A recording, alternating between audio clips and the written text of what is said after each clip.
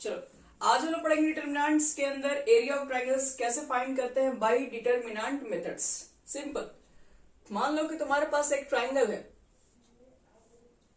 A B C, coordinate x1 y1 रख लो, B का coordinate x2 y2 रख लो, सी का कोऑर्डिनेट x3 y3 रख लीजिए। आपको क्या निकालना है? एरिया ऑफ ट्रायंगल एबीसी कितना होगा। तो देखो दिखा है, एरिया ऑफ ट्रायंगल एबीसी निकालना है तो बाय डिटर्मिनेंट मेथड 1/2 लिख दो। फिर क्या लिखते हैं, ये जो तीन कोऑर्डिनेट दिख रहा है वर्टेक्स का एबीसी का, इसका फर्स्ट कोऑर्डिनेट यहां लिख दो कॉलम में, x1 x2 x3 हो गया फर्स्ट कॉलम में। बाकी जो सेकंड कोऑर्डिनेट दिख रहा है y1 y2 y3 यहां लिख दो। थर्ड में क्या लिखना है? थर्ड में 1 1 1, बस इतना ही करना है, थोड़ा नीचे लिख दो अच्छा लगेगा। तो ये हो गया area of triangles bye determinant methods. यही है, आपके पास क्या रहेगा, तीन वर्टेक्स दिया रहेगा, उसका कोऑर्डिनेट रहेगा, पूछेगा एरिया क्या होगा तो आप एरिया निकाल के दिखा दीजिएगा बाय डिटर्मिनेंट। अगर क्वेश्चन में कोई डिटर्मिनेंट मेथड नहीं कहता तो आपको जिस मेथड से भी एरिया आता है निकालने आप निकाल दो, लेकिन सबसे आसान मेथड यही पड़ता है, इससे कोई आसान मेथड्स नहीं होगा। अभी तक आप जो भी तरीके हैं बोले कि 1/2 बेस इंटू हाइट आसान है निकालना, तो 1/2 बेस इंटू हाइट मानते हैं आसान है निकालना, लेकिन यहाँ पे बेस थोड़ी ना दिया हुआ है। बेस के लिए आपको डिस्टेंस निकालना पड़ेगा, फिर हाइट भी मेहनत करना पड़ेगा निकालने में। तो एक अच्छा तरीका है, आप सीधे कोऑर्डिनेट यहाँ ही आप पुट करके इसको सॉल्व कर दो, जल्दी बन जाएगा। नहीं तो वो जो आप कोऑर्डिनेट ज्योमेट्री वाला जो फॉर्मूला पढ़े हैं 1/2 x1 करके, उससे भी निकल जाएगा, उसी को सॉल्व करके ये आता है। तो खैर ये याद रखना है, इसमें कोई याद रखना कोई बहुत बड़ी बात नहीं है, याद हो जाएगा अपने। इसमें कुछ नोट्स बता रहे हैं, इसमें नोट्स है कि मान लो कभी भी एरिया ऑफ ट्रायंगल हम निकालें एबीसी और आ गया वो 0 लीजिए, तो इसका मतलब क्या है, एरिया ट्रायंगल का 0 कैसे हो सकता है? एरिया अगर निकाल रहे हो तो फिर कुछ ना कुछ तो उसका वैल्यू होना ही चाहिए। जैसे सपोज करो हम बोल रहे हैं कि 3 पॉइंट आपके पास है, 3 पॉइंट्स आपने ट्रायंगल बना दिया, तो ट्रायंगल के अंदर एरिया का मतलब क्या है, इस ट्रायंगल्स के अंदर कितने समान अटकर, मतलब पूछेंगे इस ट्रायंगल के अंदर कितने आप खेती कर सकते हैं, तो इतना एरिया में खेती करना है, कर देंगे। लेकिन अगर मान लो किस चीज को यहाँ रखे तो क्या ट्रायंगल अब बन सकता है? अभी भी ट्रायंगल बन सकता है, ट्रायंगल यहाँ पर ही बन सकता है, ट्रायंगल यहाँ पे आएगा तो यहाँ पे बनेगा, तो जब तक ट्रायंगल बनेगा तब तक एरिया निकलेगा। लेकिन मान लो जिस दिन ये जो पॉइंट है इसी लाइन पर अगर मिल जाए तो उस दिन ट्रायंगल ही नहीं बनेगा। ट्रायंगल नहीं बनेगा उसका मतलब है कि उस ट्रायंगल में एरिया ही नहीं आएगा, एरिया 0 आ जाएगा। तो कभी भी एरिया ऑफ ट्रायंगल 0 हो जाए तो मतलब है कि तीनों पॉइंट एक ही लाइन पर आ गया है, तो मतलब वो क्या हो गया, कॉलिनियर हो गया। तो एरिया ऑफ ट्रायंगल 0 हो गया, इसका मतलब क्या है, एबीसी आर कॉलिनियर। एबीसी तीनों पॉइंट क्या हो गया, एक लाइन में आ गया, इसलिए एरिया ऑफ ट्रायंगल 0 हो गया। दूसरा बात, कभी भी आपके पास एरिया आप निकालते हैं, एरिया निकालते वक्त हमेशा कहेंगे कि आप मॉड में लेके बने। कभी कभी ऐसा क्वेश्चन रहेगा जिसमें area of triangle ABC given रहेगा, ठीक है। तो मान लो कि एरिया ऑफ ट्रायंगल मान लो किसी क्वेश्चन में दे दिया है, मान लो 8 है, 8 स्क्वायर यूनिट, और ये तीनों वर्टेक्स में ना सब कुछ दिया रहेगा, लेकिन एक जगह पे के लिख देगा, पूछेगा बताओ के की वैल्यू क्या होगी। तो देखो, तो एरिया तो हमेशा पॉजिटिव में लिखते, ये याद रखिएगा, एरिया कभी भी आप नेगेटिव में मत लिखिएगा। इसलिए जब भी आप सॉल्व करें इसको तो हमेशा आगे मॉड लगा के बनाए। डिटर्मिनेंट को सॉल्व करें इसको तो हमेशा आगे क्या कर लो, मॉड लगा लो, ताकि नेगेटिव आंसर है तो आपको पॉजिटिव आंसर देना है। याद रखिए इस बात को, एरिया हमेशा पॉजिटिव में लिखते हैं। 0 आ गया तो कॉलिनियर हो गया। और एरिया कभी भी क्वेश्चन में दे रखा है और आपसे पूछा जाए बताओ के की वैल्यू क्या होगी, कुछ के वो इसके जगह पे लिख देगा। तो ऐसे क्वेश्चन में क्या करेंगे हम लोग, ऐसे क्वेश्चन में क्या करेंगे कि आप मॉड लेके बनाएंगे, और मॉड को जब हटाएंगे तो पॉजिटिव नेगेटिव दोनों ही लेकर के का मान आप 2 निकाल सकते हैं। तो फिर हम दिखा रहे हैं कैसे होगा, 1-2 क्वेश्चन दोनों से बनवा रहे हैं, एरिया से भी बनवा रहे हैं और एक के की वैल्यू को निकालने को भी लेकर बना रहे हैं। ऐसे क्वेश्चन आपके एमसीक्यू में भी आ सकते हैं, और एमसीक्यू के अलावा आपके पास 2 नंबर में भी क्वेश्चन आ सकता है। चलो एक क्वेश्चन ले,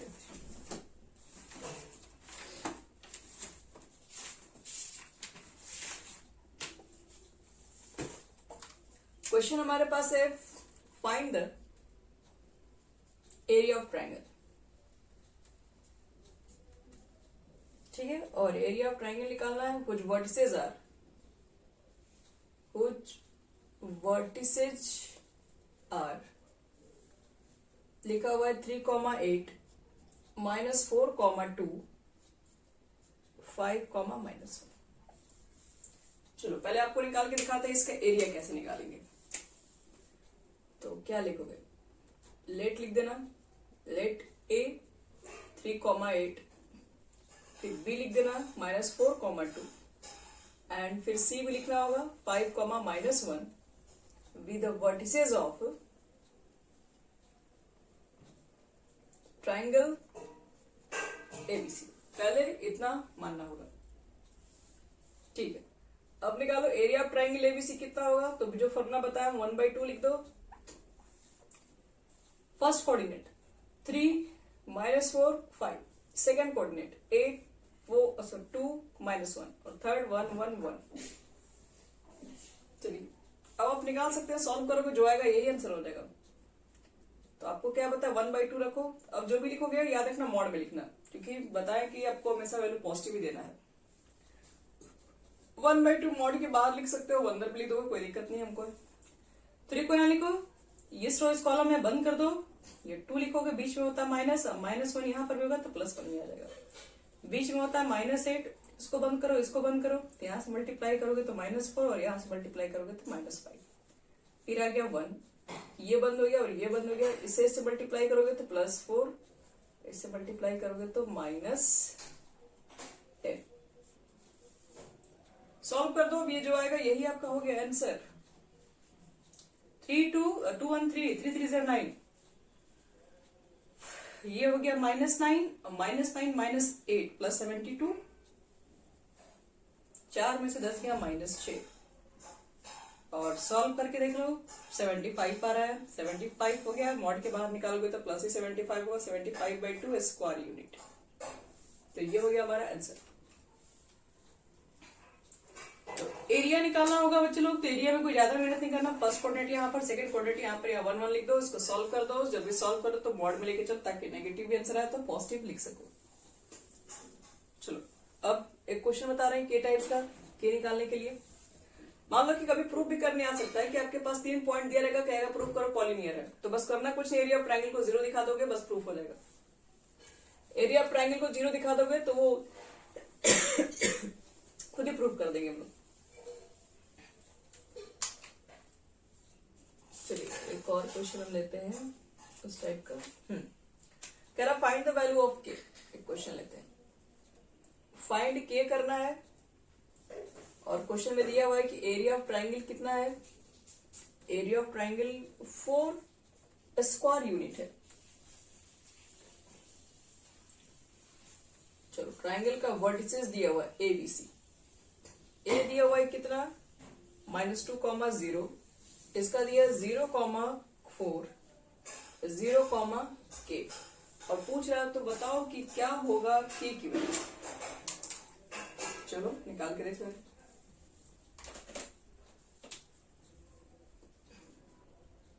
अगर क्वेश्चन में एबीसी लिख के नहीं दिया रहेगा तो आपका पहला स्टेप होगा आप उसको एबीसी लिख के मानो। पहले ये बनाने का तरीका है।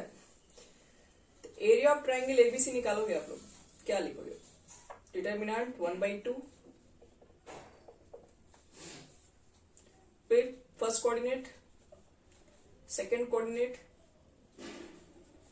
थर्ड में तो 1 1 1 ही लिखना है। एरिया निकालते हैं। एरिया यहाँ मॉड में लिखेंगे, -2 लिखोगे। देखो एक आसान तरीका भी है, जिस लाइन में सबसे अधिक 0 होता है ना वहीं से एक्सपेंड करोगे तो फायदा में आप रहेंगे, क्योंकि कम समय में तुरंत एक्सपेंड हो जाएगा। देखो तो इसको एक्सपेंडिंग यहाँ पर लिख देना, ऑन एक्सपेंडिंग अलोंग C1। आप जब भी दूसरे रो या दूसरे कॉलम से एक्सपेंड करें तो यहाँ पर इस बात को जरूर मेंशन कर दें, ऑन एक्सपेंडिंग अलोंग C1। हम C1 से एक्सपेंडिंग कर रहे हैं, क्यों? क्योंकि यहाँ पर -2 का वैल्यू निकाल देंगे तो बाकी सब तो 0 ही है, बाकी सब तो ऐसे ही खत्म हो जाएगा। तो सिर्फ हमें इसका वैल्यू चाहिए, तो -2 लिखोगे बाहर, फर्स्ट कॉलम को बंद करोगे तो 4 - K। और एरिया ऑफ ट्रायंगल क्वेश्चन में गिवन है कितना है, 4 है। 2 को इधर भेजो 8, ये हो गया आपके पास। मॉड में इंटू कर दो, -8 + 2K। मॉड को हटाओगे तो यहाँ प्लस माइनस लग जाएगा, ध्यान रखिए। तो +-8 = क्या लिखोगे, -8 + 2K। एक बार पॉजिटिव साइन और एक बार नेगेटिव साइन को यूज करके के की वैल्यू को फाइंड करे जा रहे हैं। मिटा रहे ऊपर से क्या करेंगे, इफ टेकिंग पॉजिटिव साइन, चलो पॉजिटिव साइन लोगे तो क्या होगा, इधर 8 हो जाएगा पॉजिटिव में, इधर क्या होगा, इधर -8 + 2k, इसको इधर भेजो तो 8 + 8 16 इज इक्वल टू 2k, तो k इज इक्वल टू कितना हो जाएगा 8। और एक बार लेके चलोगे नेगेटिव साइन, इधर हो गया -8, इधर भी हो गया -8 + 2k, इसको उधर भेजोगे तो -8 + 8 क्या हो जाएगा 0, तो k की वैल्यू भी आ जाएगी 0। तो आपका k का दोनों मान होगा, 0 भी होगा 8 भी होगा। तो ध्यान रहे मॉड लेके बनाएंगे, नहीं बनाएंगे तो मालूम चलेगा आप एक ही वैल्यू को लेके आएंगे जो कि गलत हो जाएगा सीधे। शुरू से कुछ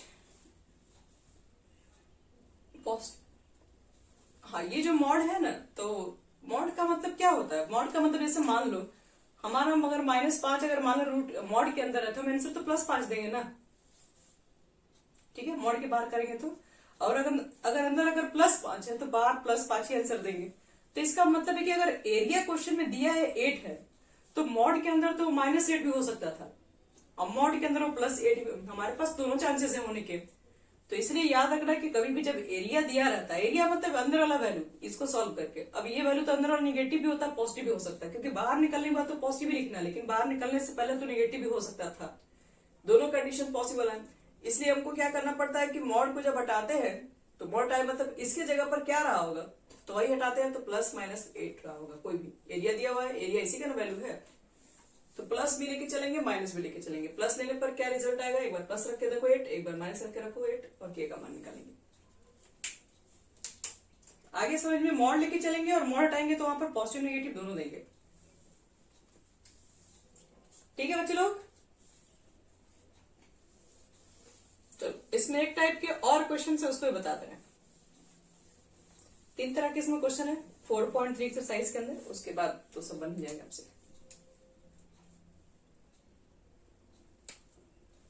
देखो एक क्वेश्चन और देख लो, इसमें कहा जा रहा है कि फाइंड द इक्वेशन, आपको इक्वेशन निकालने के लिए दिया जाता है, find the equation of the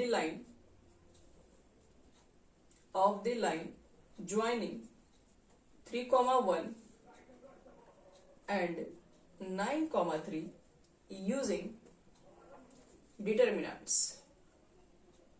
अगर ये डिटर्मिनेंट्स नहीं लिखा रहता तो इसको बदलने में बस एक लाइन का बन गया रहता। क्यों? क्योंकि 2 पॉइंट से पास होने वाला इक्वेशन ऑफ लाइन तो हमें लिखने आता ही, डायरेक्टली फॉर्मूला हमारे पास है y - y1 और y2 - y1 करके, तो डायरेक्ट निकल जाए कोऑर्डिनेट ज्योमेट्री से। लेकिन ये यहाँ पर कह दिया यूजिंग डिटर्मिनेंट्स है। डिटर्मिनेंट से बताओ मुझे कि एक लाइन है जो 2 पॉइंट से पास हो रहा है तो उसका इक्वेशन क्या होगा। सोचो डिटर्मिनेंट पूछ रहा है तो डिटर्मिनेंट से कैसे निकालेंगे, तो लिखेंगे वी नो दैट छोड़िए पढ़ाई पहले, मान लीजिए late P x, y be the point lies on the line joining point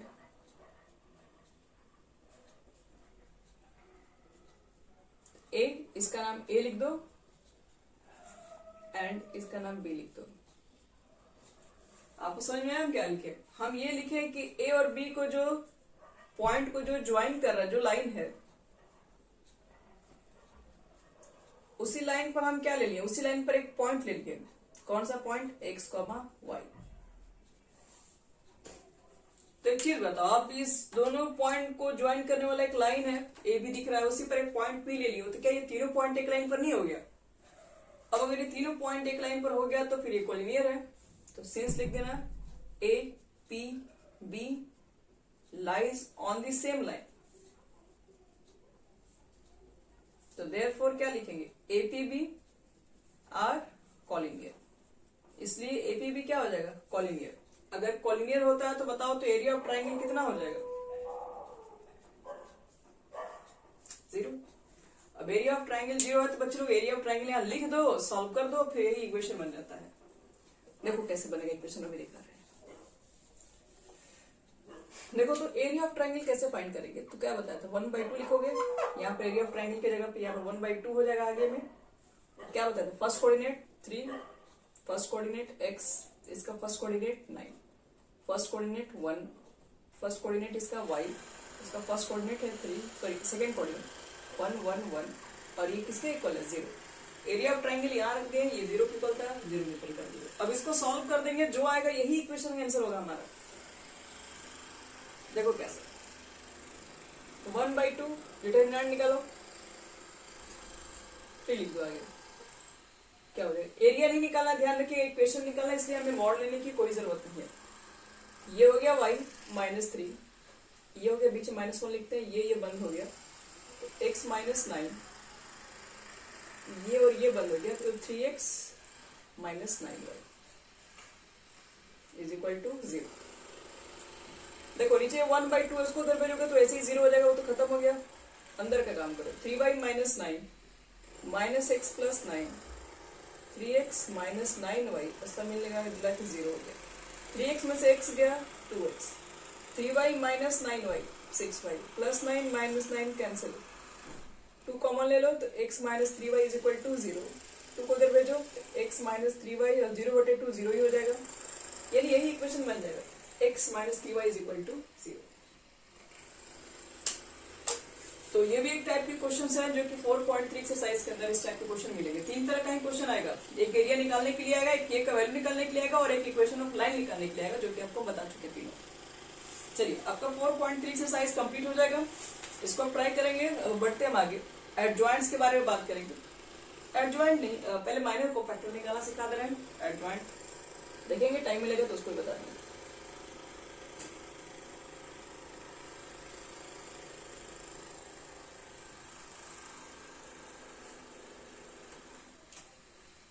heading है हमारा, ये नया हेडिंग है, सब लोग करेंगे यहाँ से, miners and cofactor.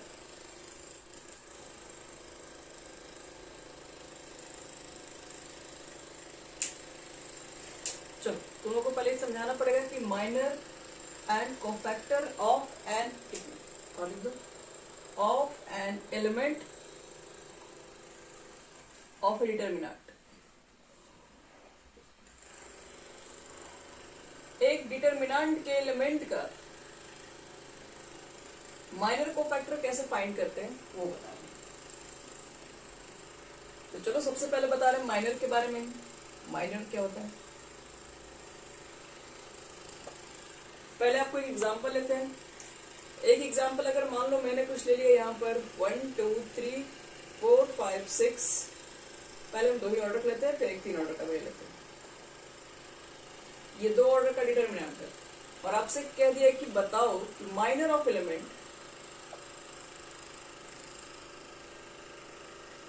First row first column.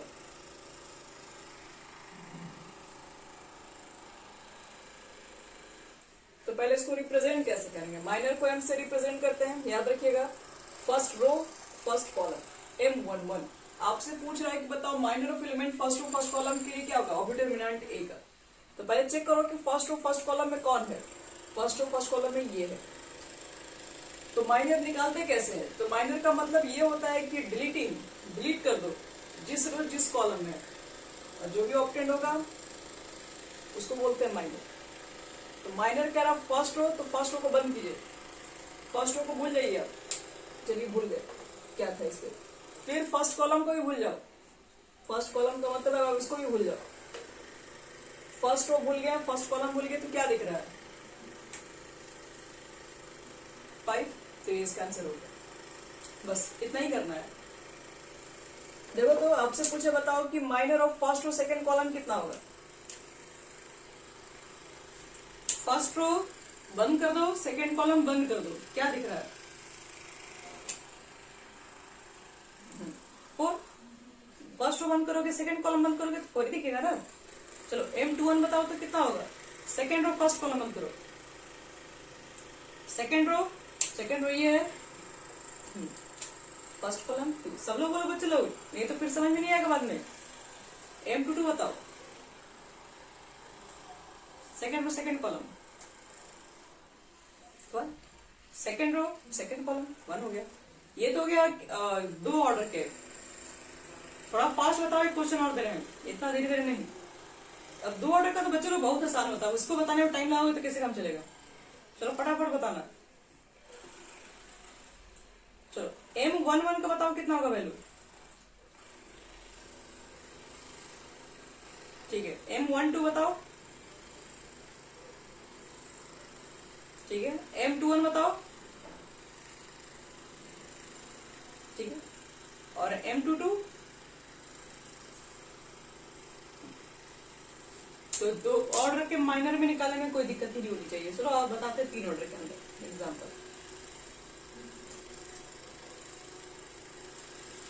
देखो 3 ऑर्डर में 1 2 3 4 5 6 7 8 9।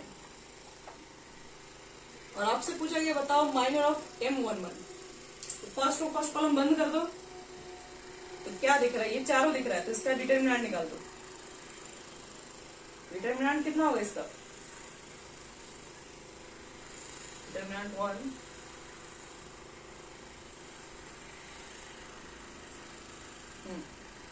चलो M12 का मान बताओ तो कितना होगा। 12 वाले को बंद करो, फर्स्ट रो सेकंड कॉलम, क्या दिख रहा है,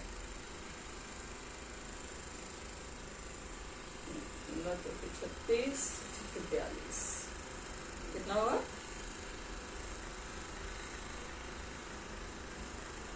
गुड। -6 होगा ना बच्चे लोग। 42 में से 36 घटा दो, और M13 निकालना है तुम लोगों को। कितना लिखोगे, 13 मतलब फर्स्ट रो थर्ड कॉलम को डिलीट मारो, तो 4 5 7 8 -3। चलो अब कहीं से पूछेंगे, देखो ध्यान से अच्छे से निकालना। मान लो आपको दे दिया गया M31 का वैल्यू, देख लो ध्यान से। Third row second first column, third row ये हुआ, फर्स्ट कॉलम ये हुआ, बंद करो। 12 -15। तो सबको निकालने आ गया माइनर, कोई डाउट अभी भी है, सारे एलिमेंट का निकलता है माइनर। ये M31 M32 M33 M21 M22 M23, कुछ भी पूछा जा सकता है क्वेश्चन में।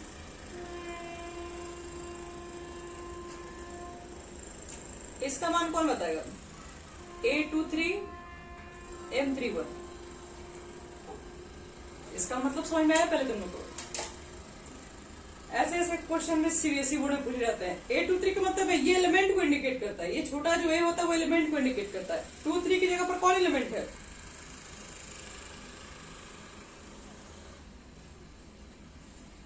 हाँ 6 है। देखो 2 ये हुआ 3 ये हुआ, तो 2 नंबर पे आया 3 नंबर पे आया तो 6 ही है। और M3 जो माइनर बताया अभी हम, माइनर कैसे निकालते हैं M31 का, हाँ ये स्मॉल लिखा गया और ये एलिमेंट बताएगा। स्मॉल लिखा रहेगा तो एलिमेंट, बड़ा लिखा रहेगा तो कोफैक्टर बता देगा। ये एलिमेंट बताता है कौन सा एलिमेंट है, 2 3 की जगह पर कौन सा एलिमेंट है। और M31 माइनर ऑफ पूछ रहा है, थर्ड रो फर्स्ट कॉलम कितना होगा, तो कितना आया था, third row first column delete मार दो, तो 6 -3 कितना हो जाएगा, -18। तो इसका आंसर -18 हो जाएगा। ऐसे भी क्वेश्चन आपसे पूछे जा सकते हैं, ध्यान रखिएगा। तो चलो माइनर हो गया हमारा कंप्लीट। अब आते हैं सीधे कोफैक्टर पर।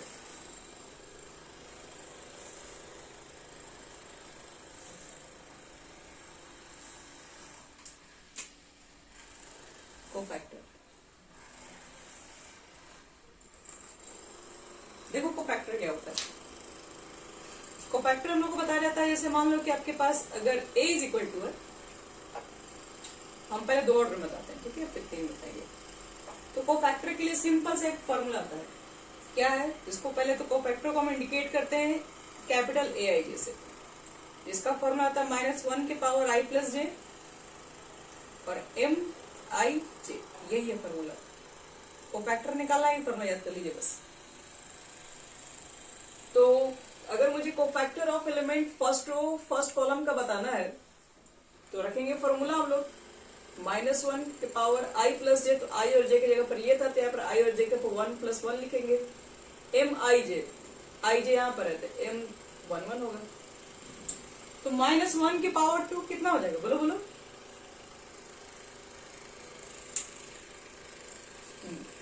हाँ हाँ हाँ, वो माइनर ही है। हाँ, तो कितना होगा बच्चे लोग, -1 की पावर 2 तो प्लस ही 1 हो गया ना, क्योंकि -1 को 2 बार मल्टीप्लाई करोगे तो प्लस हो जाएगा। और M11 का कितना आंसर होगा, फर्स्ट कॉलम को डिलीट करो, क्या मिलेगा। तो इसका आंसर क्या हो गया, 4। चलो मुझे निकालना, मान लो M12, तो क्या लिखोगे, -1 की पावर 1 + 2 और M12 फॉर्मूला रखो, सब में फॉर्मूला रखना पड़ता है। तो ये कितना हो गया, -1 की पावर 3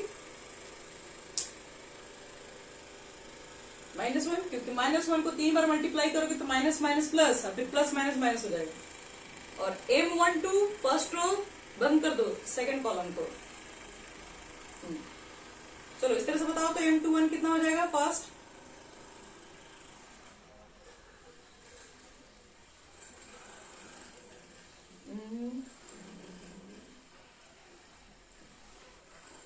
अच्छा सॉरी हाँ, A12 और A21 बताओ कितना होगा। तो -1 के पावर 2 + 1 लिखोगे, तो -1 हो गया, 21 का वैल्यू निकालो, 2 को बंद करो, 1 को बंद करो। हाँ, तो समझ रहे हो। और A22 कितना हो जाएगा,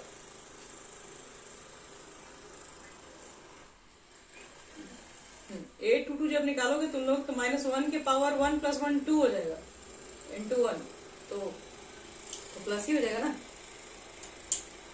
तो सीधे सीधे कोई एक और आसान तरीका हम बता रहे हैं तुम लोग को फैक्टर, ये तो निकालने के लिए हो ही गया, एक और बता रहे हैं। पहले एक चीज बताओ, दोनों को जोड़ेंगे तो इवन नंबर आएगा, जो इवन नंबर आए तो प्लस लिख देना 1, और फिर 1 1 का माइनर निकाल दो तो 1 1 4, प्लस माइनस का झमेला ही नहीं है। 1 2 आएगा तो क्या होगा, 1 2 आएगा तो ऑड नंबर तो -1 लिख देना, इवन नंबर आएगा तो +1, ऑड नंबर आएगा तो -1। ये देखो ये क्या है, ये ऑड -1, ये 2n भी क्या आएगा -1, और बाकी तुमको को फैक्टर निकालना, सॉरी माइनर निकालना होता है। तो 2n का माइनर यहाँ पर 3 हो गया, यहाँ पर सॉरी 1 2 का माइनर 2n का माइनर यहाँ पे 2 हो जाएगा। और हम A22 निकाल रहे हैं, तो ये दोनों को जोड़ेंगे तो इवन नंबर आ गया, इवन नंबर में से प्लस, क्योंकि इवन नंबर आएगा तो -1 की पावर इवन नंबर आएगा तो पॉजिटिव ही हो जाएगा ना। तो पॉजिटिव नेगेटिव का कोई टेंशन ही नहीं है, बस ये वाला देख लो, नेगेटिव होगा पॉजिटिव होगा ये तुरंत मालूम चल जाएगा, बाकी तो माइनर ही है, जैसे पीछे भी निकाल सिखाया थे। चलो एक क्वेश्चन दे रहे 3 ऑर्डर में, कोई बात नहीं, सबका रिकॉर्डिंग हो रहा है, 3 ऑर्डर में हम दे रहे हैं, देखो ध्यान से, उसमें तुम लोग को बताना है।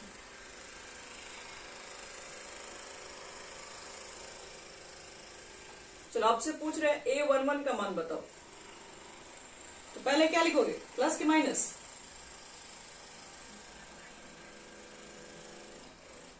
हाँ ये वाला पहले +1 लिखेंगे और फिर माइनर निकालेंगे, तो इसको बंद करोगे तो 5 - 0 यानी कि 5 ही होगा। चलो ठीक है, A12 निकालोगे कितना होगा बोलो, तो पहले देखो दोनों को ऐड करो, क्या होगा ऑड,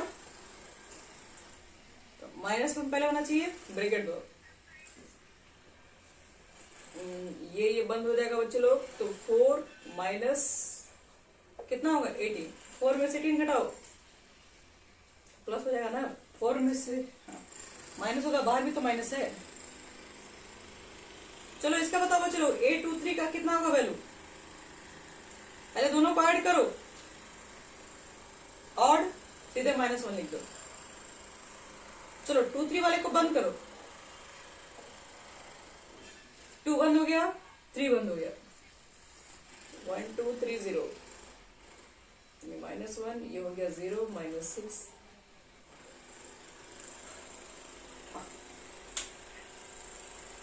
हाँ 2 3 का निकाल रहे हैं, ठीक है ना, सबको समझ में आ रहा नहीं ये चीजें। A33 का कितना होगा बोलो,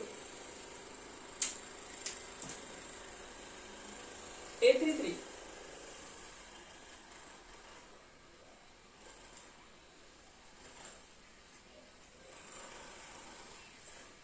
हाँ ठीक है, देखो ये जोड़ने में पॉजिटिव, ये जोड़ने पे इवन नंबर है तो 1 होगा, 3 3 बंद, तो 5 - 8 -3, तो माइनर को फैक्टर हो गया बच्चे लोग तुम्हारा खत्म। यानी कि तुम्हारा 4.4 भी हो गया समाप्त एक्सरसाइज।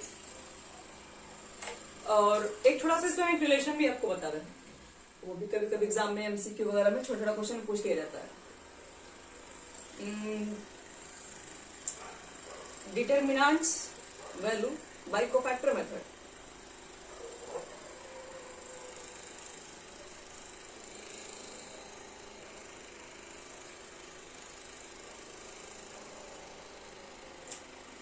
याद रखना कल डिटर्मिनेंट का और मैट्रिक्स का क्या एक ही कर दें? डिटर्मिनेंट का टेस्ट दीजिएगा आपको, और मैट्रिक्स का जो पढ़े थे इसका टेस्ट आप लोग नहीं दिए।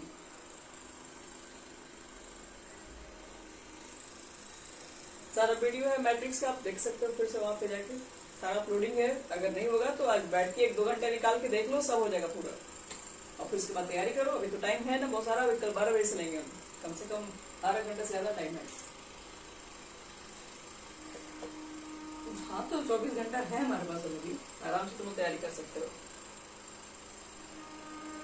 तो देखो बच्चे लोग, इसका डिटर्मिनेंट वैल्यू कोफैक्टर मेथड से कैसे निकालते हैं। तो इसके लिए एक फॉर्मूला होता है, ये एमसीक्यू वगैरह में किया भी जाता है question. A11 A11 A12 A12 A13 A13, इसको कहते हैं डिटर्मिनेंट वैल्यू। कहोगे कैसे ही आ गया? आओ देखो एक्सप्लेन भी करते हैं। इसका जब तुम डिटर्मिनेंट निकालते हो, देखना ध्यान समझना जो हम बोल रहे हैं। इसका डिटर्मिनेंट कैसे निकालते हैं याद करो तो। पहले यहाँ के एलिमेंट को लिखते हैं कि नहीं, लिख दिए। अब मुझे एक चीज बताओ, यहाँ के आप एलिमेंट को जब लिखते हैं, यही तो एलिमेंट बता रहा है। A11 तो वही चीज बता रहा है। A11 क्या बता रहा है? एलिमेंट को तो बताता है। और ये कोफैक्टर, कोफैक्टर कैसे निकालते हो? तो कोफैक्टर निकालने के लिए क्या बताए थे? जिसका कोफैक्टर निकालना, देखो अगर इवन नंबर है, दोनों को जोड़ने पे 2 और इवन है तो पॉजिटिव लिख दो, यानी पॉजिटिव ही रहेगा। और फिर उसका माइनर निकालो। तो माइनर कैसे निकालते हैं? इसको बंद करके या फिर डायरेक्ट ही निकालो। 45 माइनस 48, तो क्या डिटर्मिनेंट ये दोनों इक्वल नहीं हो गया? फिर देखो इसके बाद प्लस लिखो। A12 की जगह पर कौन सा एलिमेंट है? 2। जब इसका कोफैक्टर निकालोगे तो 1 2 जोड़ोगे तो क्या आएगा? Odd number. और जब भी ऑड नंबर आता है तो क्या बताया जाता है?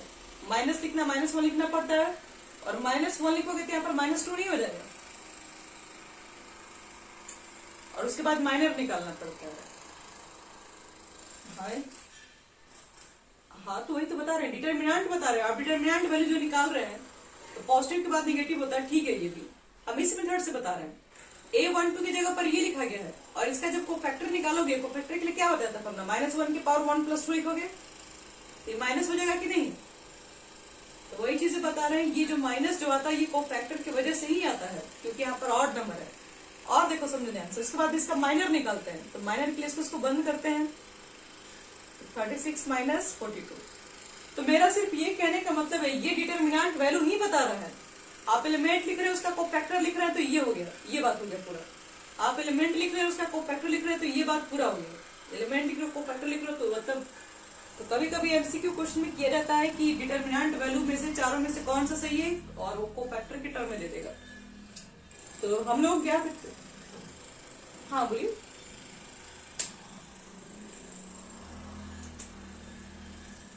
हाँ हाँ बिल्कुल। तो -2 क्यों नहीं होगा? यहाँ पर सिंबल माइनस ही होता है ना डिटर्मिनेंट में।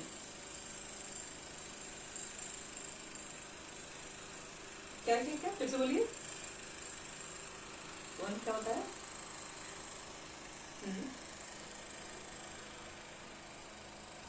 1 2 की जगह पर 1 कैसे होगा? 2 ही होगा ना। 1 2 एलिमेंट तो ये ना, फर्स्ट और सेकंड कॉलम में तो ये एलिमेंट है।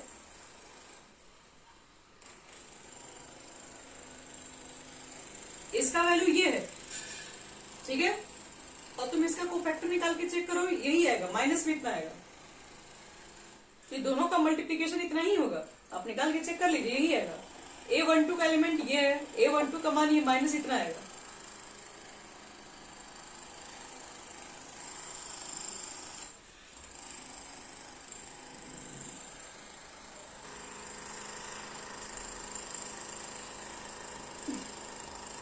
हाँ, तो मतलब कहने का मेरा ये मतलब है ना, देखो डिटर्मिनेंट वैल्यू ना ऐसे भी निकाला जा सकता है।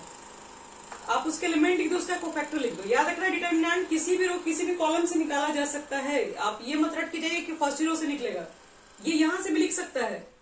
अगर इस यहां से लिखेगा तो क्या लिखेगा भाई, कोफैक्टर मेथड। पहले यहाँ एलिमेंट का नाम लिखेगा, ये कौन से जगह पर है, first row third column A13, फिर उसका बगल में क्या लिख देगा, कोफैक्टर लिख देगा। ये कौन सी जगह पर है, सेकेंड रो थर्ड कॉलम, उसका बगल में कोफैक्टर लिख देगा। फिर ये थर्ड रो थर्ड कॉलम, उसका एलिमेंट और उसका कोफैक्टर। तो डिटर्मिनेंट्स कहीं से भी निकाले जा सकते हैं। तो इसलिए चारों ऑप्शन में चेक कर लेना कि किसी भी रो किसी भी कॉलम में है तो सही है, अगर कहीं तिरछा उछा डायगोनली है तो वो गलत है। ऐसा क्वेश्चन हम इसलिए बोल रहे हैं क्योंकि एनसीईआरटी में क्वेश्चन पूछा है लास्ट में ऐसा। तो इस तरह से आपका माइनर कोफैक्टर बच्चे लोग हो जाएगा कंप्लीट। अब इस पर कुछ खास नहीं है, माइनर कोफैक्टर हमारा इसी तरह का क्वेश्चन है। देखो इसका भी एक दो क्वेश्चन बुक से बनवा लेते हैं। और उसके बाद तुम लोगों को कल घर से 4.3 4.4 पूरा कंप्लीट करना है।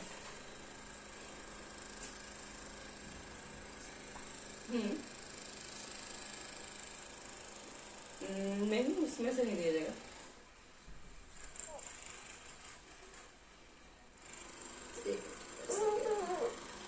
तो निकाल देगा ना, तुम लोगों को तो आ ही गया समझ में। समझ में तुम लोग को आ ही गया ना, कोई क्वेश्चन देते हैं हम लोग। मुझे इसका तुम वैल्यू निकाल के दिखाओ, M13 और A23 का वैल्यू कितना होगा।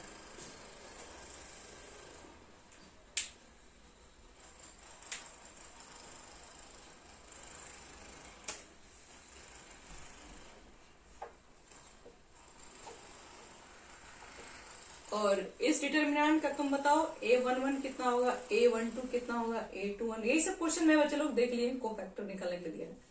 हार्ड क्वेश्चन थोड़ी नहीं इसकी बात है। हार्ड चैप्टर तो आप लोग पहले पढ़ लिए, इतने दिनों से हार्ड चैप्टर तो पढ़ रहे थे लोग। Integration, differential equations, applications, areas, maximum minimum.